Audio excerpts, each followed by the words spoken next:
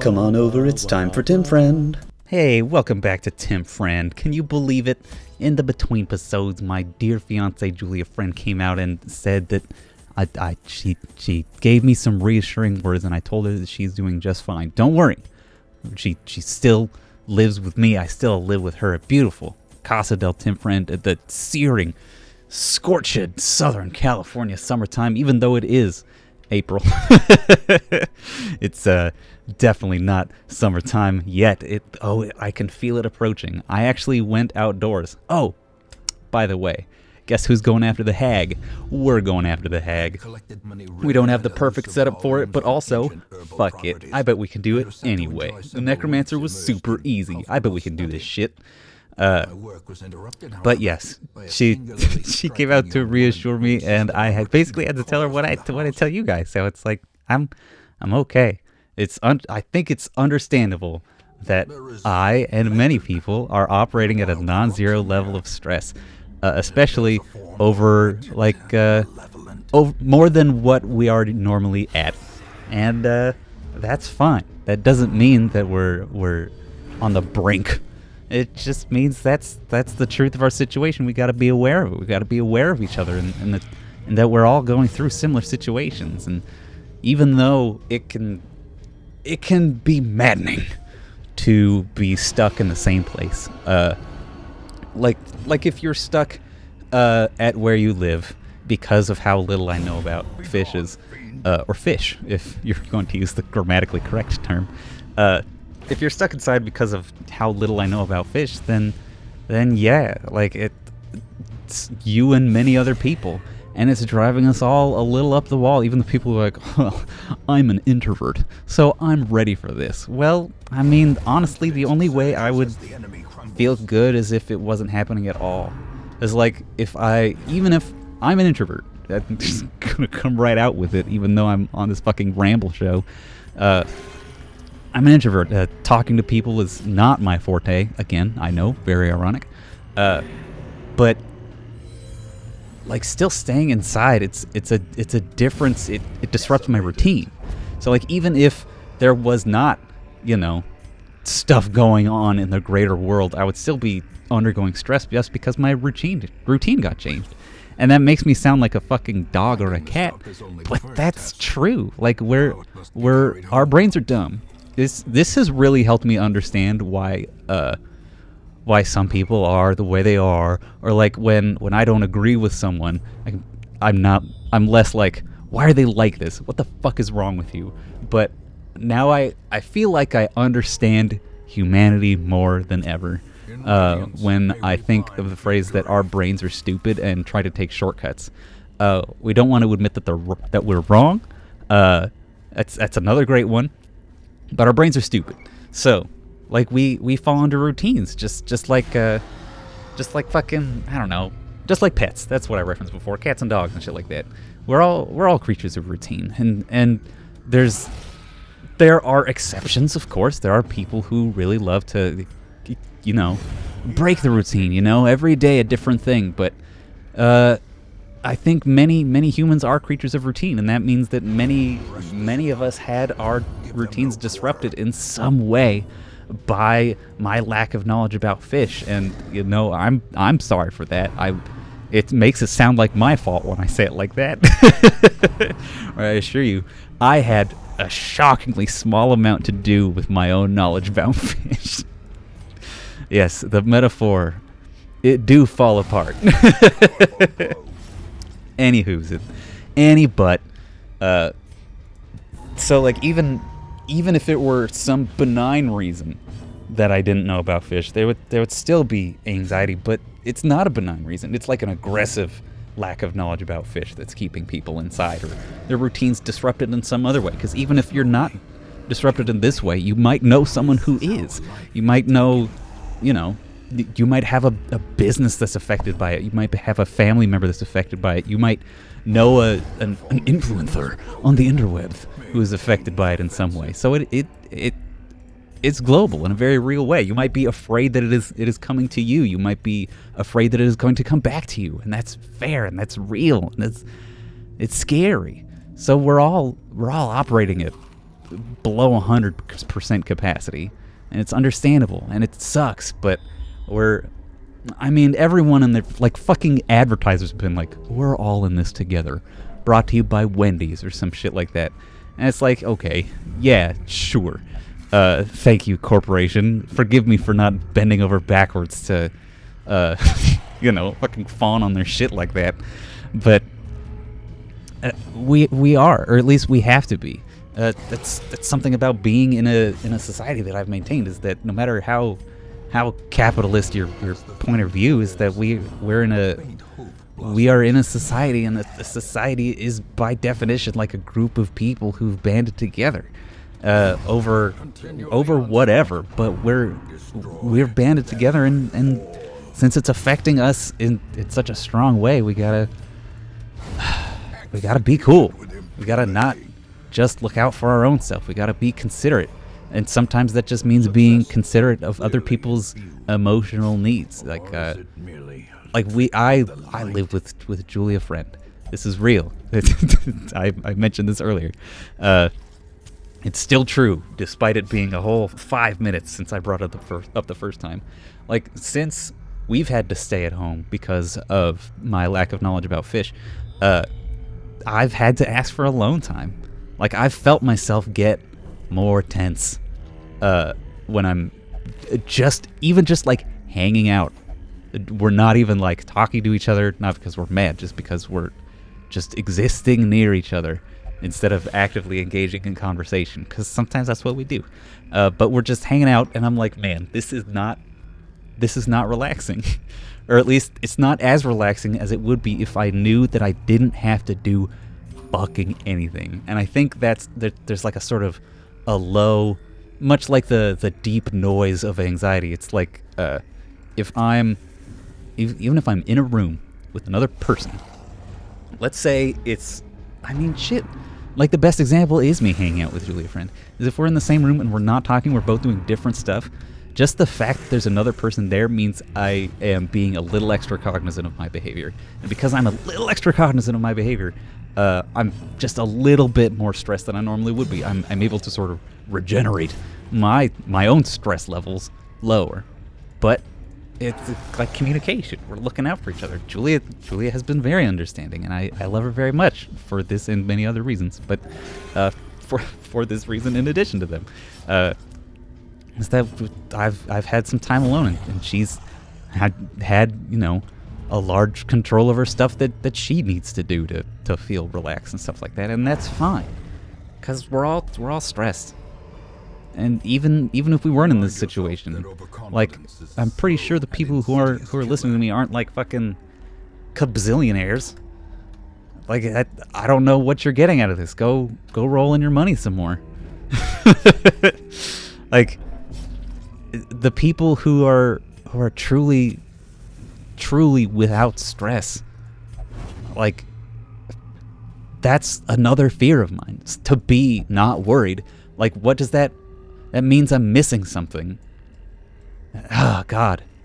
Yeah, so I'm a complicated man, is what I'm saying. And it'd be very easy for me to just say, like, oh yeah, I'm an anxious person, or it is very easy for me to say that because it's true, and I have, and I will again, and sort of expect that to cover everything, but it doesn't. It sort of comes from a lot of different places at once, and there's some that I can manage, and there's some that I have to manage because they're not fucking going away, and then there's some that I ignore.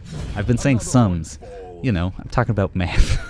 There are sums. There are certain additions. What a dingus. Anyway, so don't worry about me. I know I said that in the last episode. Don't worry about me. Continue to don't worry about me and how I'm doing. I worry about me just enough for everyone out there, and I've got a good network of friends and family and loved ones of various stripes that we're going to be okay. And part of me managing my stress is fucking saying this out loud. Like, in a way, doing this can be therapeutic for me, despite the fact that I'm playing fucking Darkest Dungeon, a game about managing stress. Well, maybe that makes sense. Anyway, Darkest Dungeon. We've been fucking slaughtering our way through this dungeon so far. It's the wheel, which means we haven't been running into a lot of scary fights. What I've been most worried about is what are they, like the little mushroom zombies that not the ones that are not the shamblers, not the ones that are on 2 legs, but the ones that are sort of squat on 4 legs. But we haven't run into any of those, and those I feel are some of the most dangerous because they can hit you with a mark recognition, and the bipedal zombies can hit you with the fucking rend the market, which does substantial damage. But we haven't run into that combo at all, which has been quite... The word that I was about to say was fortuitous, but I think I'm gonna leave fortuitous back on the shelf. I'm gonna put that one up away. It's been very lucky for me. I've had good luck on this adventure so far. Though we have been taking substantial... Jesus pleases! 2 chains. That was a fantastic heal. It was more than what we needed, but that doesn't mean it's bad. It was still very good, 2 chains. I liked it very much. I liked the thing you did very much. Let's Clevo. Boom! Get him out of here. It's not technically called Cleve, it's called Hugh, but Hugh's not here, is he? The audience laughs. But let's open this chest. There's heirlooms inside. Give me some D's. You didn't. Portraits, whatever. And now we're in the last room. We know that the boss is in here because we've scouted out the only other room that we've could go to, and there's no boss there. So that one we got. The Houndmaster, sorry, the Dogmancer, please, pardon me, has some incredible anti-stress abilities. What kind of bleeds we got going on, though? Let's put Bose back in the battle trance and crack open the reflection on Touch It, and then 2 chains. Like, they could do Abandon Hope, but like, why? I think the thing would be to bandage up the people who are bleeding, and then we're pretty much good. Like, we've got 2 respite points left. We could heal the 4 stress that he's got, but that's dumb. Let's reduce the stress that Bose takes. There. That feels like something. And I'm pretty sure we can get quite a bit of stress in this fight, but going into it, like, almost untouched, it's kind of a dream scenario. It's not the... As though to spite me, from the ground itself rises my mortal foe, Brambles. You motherfucker. Already just being like, well, what if I did... I know you just camped. What if you took a little bit of damage and stress damage just across the whole party? What if everyone took it? Alright, here's the Hag. The Hag has 66 HP. Not a lot. Not a whole lot. She has a cauldron that has a ton of HP, and you can see that 80% protection and resists everything. You can't bleed it, you can't blight it. There's no fucking way you're killing this cauldron. You effectively have to do, like, what? 500 damage to it in order to kill it? Which is a ton of fucking damage. We're not doing that shit. The Hag itself has a little bit of dodge, but we're not going to give a shit about that until we get to Gaia's turn, where we're going to mark her. The key is that she's in the back, so that we can hit her with Iron Swan. Her gimmick is that she will pick one of your people and put them in the pot, and they cook. And what you can do is bang on the pot and try to get them out. They will take damage over time. Yes, that's true. But the trick is to not bother. And it seems like it sucks. But it doesn't. It just means that one person has the damage over time. It's to trick you into try to wailing on the pot to get them out. They're just taking a substantial amount of damage. But if we can kill the Hag, it's not going to matter. And the Hag, other than the cauldron, doesn't do a whole lot of stuff. So we're going to be okay. We're going to rock this one. Because you didn't take bows, which means we've got Iron Swan here to fucking get crunk diddly on people. You seasoned to perfection, does 1 damage and a little bit of stress. She just puts a little stress on you. She's got another action this turn. Maybe we'll even see what it does. Ooh. She's got to bleed. She'll be at 1 HP. Yeah, so your party member will tell you and tell you and tell you to strike the pot, to hit the pot, to get them out of the pot. Don't. They're lying to you, because you can just murder. You can just murder the lady. The hag is dead. Long live the hag. And Touchette is at death's door, but he falls out of the pot, and he's fine. See, he's fine. He's just mortally wounded. He's on death's door. I guess if you do have one person hitting the pot, you can pop them out before they die. But honestly, we got the pretty optimal result of having Touchette being put in the pot. He had the most HP. It would have been worth. And since it was Touchette, he couldn't fucking hit the hag at all. So. That would have been rough. It would have been a rough fight for Touchette to be there. That's why the party wasn't optimal. If the party was truly optimal, it would have been like 2 Hellions instead of a Hellion and a Leper. But it wasn't. Man, fucking crushed that one. We crushed it. Oh, now Bourneville's up to the thing jam. Well, let's heal his stress a little bit. Get a little boop. We've almost got the deeds. We've almost got the Mr. Deeds. Okay, let's trade out a little deeds. We'll do some portraits. What gets me deeds automatically? Nothing gets me deeds automatically. Okay, do busts. We'll trade for 3 deeds. I did that. Okay, yes. Blacksmith. Boom. Armor smithing. Reynald, get in here. Boom. Dismas. No, stop showing me your stats. I just want to increase your armor, your AC, your armor class. If I was playing Dungeons and Dragons, get out of here, trade heirlooms. I don't need you anymore. Boom. That feels good. Feels good as hell. Should we go for another one? You know, I don't think we're going to. I think we're just gonna roll around. We're gonna get rid of these diseases. We're gonna just do our little bit of admin, and then we're gonna call it an episode. We're gonna have a little short episode this week. I'm sorry about that. That's not the way I want to do that shit, but that's the way we are gonna do that shit, because we wouldn't have enough time to do a short mission unless we absolutely obliterated that one as well. Which is, I guess, what happens when I'm not paying attention. Yeah, I guess when I'm not fucking, what am I trying to say? I guess when I'm not talking about what I'm doing, when I'm just talking about stress, I really fucking scream through this game. That's very silly. It's a little funny. It's funny. Oh, man. It's good stuff. All right. Well, yeah, let's do it. Next time on Tim Friend, we'll play even more. We'll do our very first veteran mission.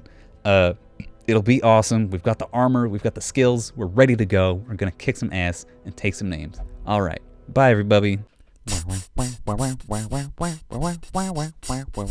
Tim Friend.